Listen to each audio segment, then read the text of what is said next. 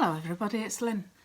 I didn't know whether anybody would be interested in this. I've had a book arrived the other day and this was the packaging that it was in, along with some other pieces that I have cut up, and this is what the other pieces look like now.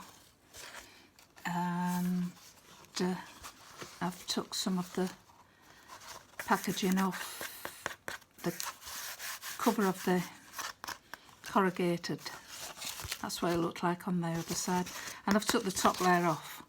Now this I'm going to use for making tags and things, but this piece I thought I would have it as my closure to this. So this is going to be a gatefold album, and that is going to go in the middle like that, and it'll get attached to this side, and then when you open it up it'll open like that.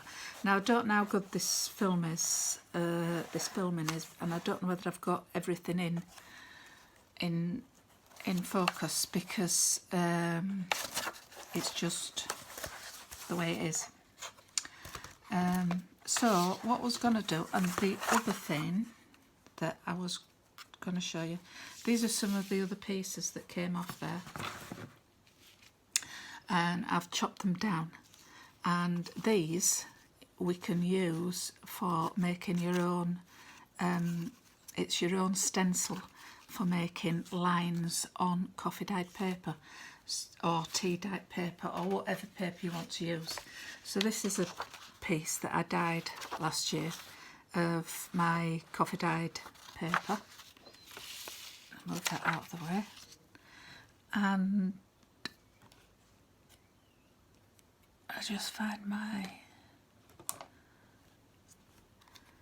ink, and I'm using this Distress Vintage Photo ink. That's what I'm using. And then what you do with it is, you may already know this, I'm not the only one who does this. There's lots of people out there that do this. You rub the card,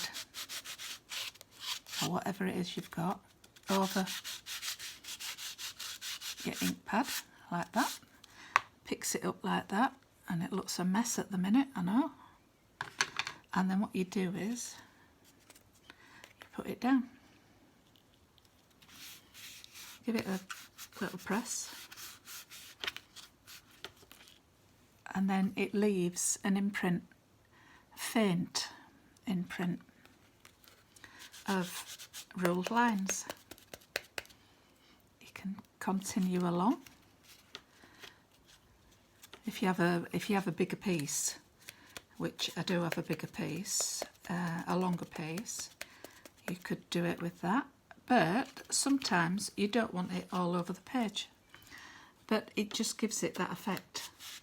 So that's what I've been playing with today, making a few stencils from some old recycled card that came in the post to me.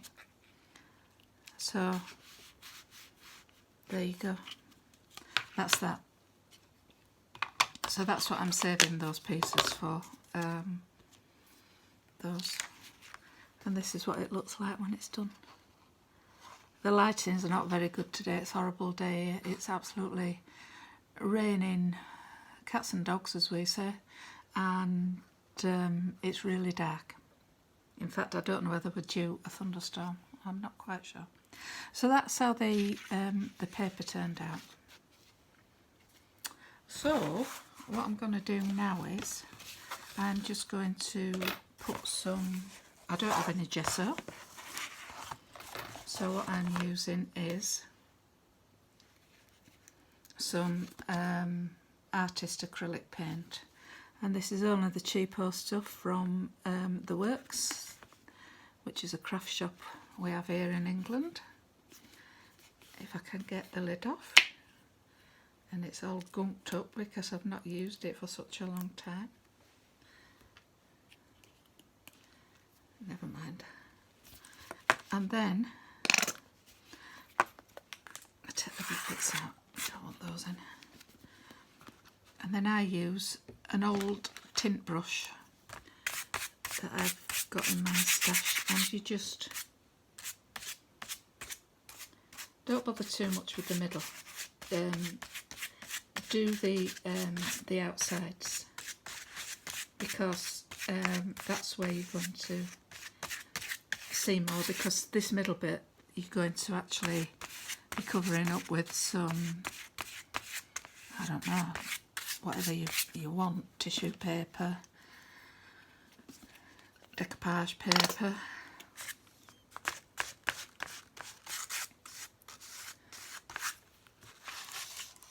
to give you the cover. You may want to do it down the creases, because they may show. I'm running out, as I say. It's an old one. This I've had it a long time, and I think our shop opens tomorrow. Our works, yeah. So I'll just try and check a bit more down.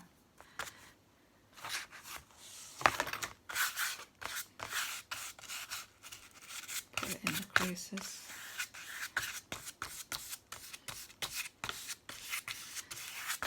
And it doesn't really matter how you put this on, because it's just for an effect.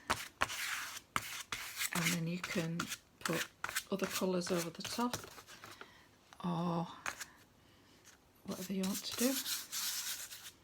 But it is a good idea to go around the edges, and it gives you a nice effect.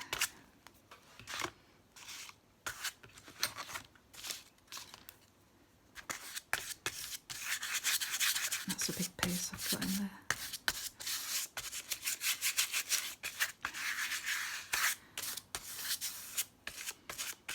So what are you all up to? What are you making? I thought I'd do this craft along, because it might give me some incentive to get something made that's bigger than a card, if you know what I mean. This isn't the Edith Oldham book, by the way. It's just something that I thought I would do, and I just turned the camera on while I was doing it, just to give you an idea of what I'm doing. So that's going to be the outside. When that's dry, I need to do the inside. So I'll just move that there.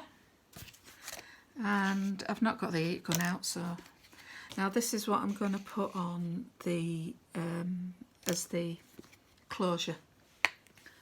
It'll be prettied up, and it doesn't matter about not taking all the paper off, because that will give you some adherence for what you're going to put in the centre, because this is just the base.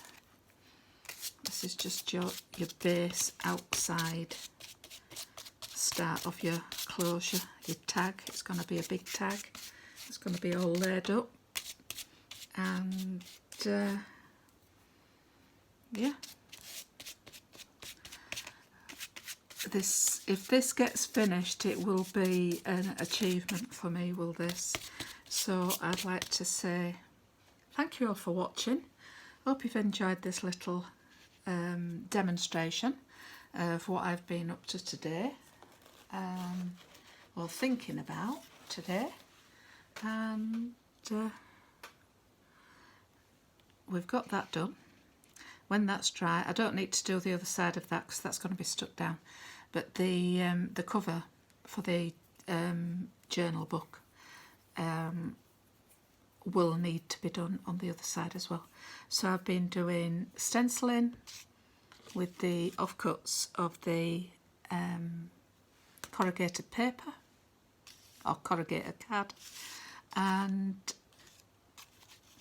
doing some lined lines on my coffee dyed paper, and then just acrylic painting the feature for the closure for the book and the cover.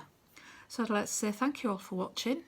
If you've enjoyed this video, please like and subscribe, and give it a thumbs up, and then you don't miss videos from me.